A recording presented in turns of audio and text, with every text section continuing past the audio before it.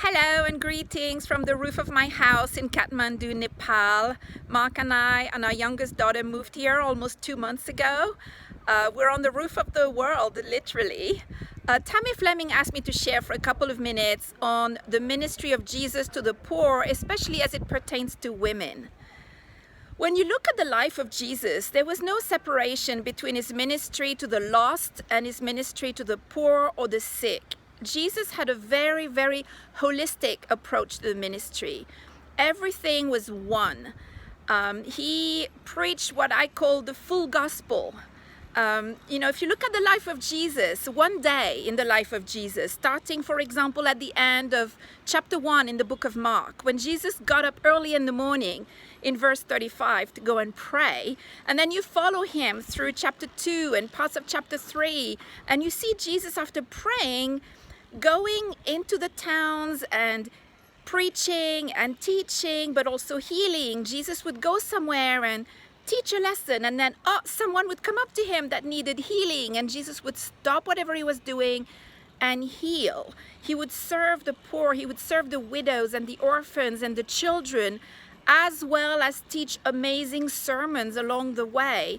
So for Jesus, there was no separation. And so I think it's really important for us to also have the same kind of ministry that Jesus had.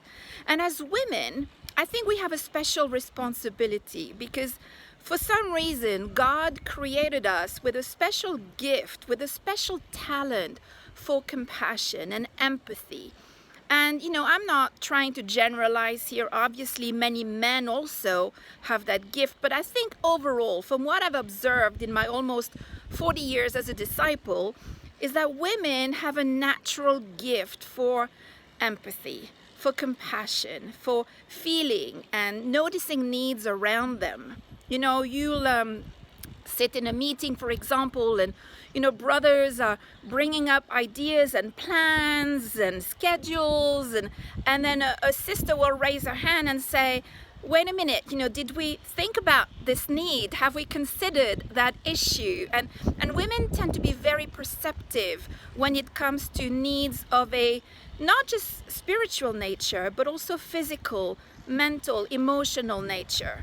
Jesus was all-encompassing in his ministry, and I think that is why it is so important for women to be sitting at the table when decisions are made. It is important for women to be part of leadership groups, because we bring that extra dose of empathy. And so, sisters, women in our fellowship, I think with a great gift comes a great responsibility, and let's really use that gift as we move forward with the ministry of Jesus, not just to the lost, but also to the materially poor, to the physically poor, and to people who have emotional needs. Thank you, and greetings from the roof of the world.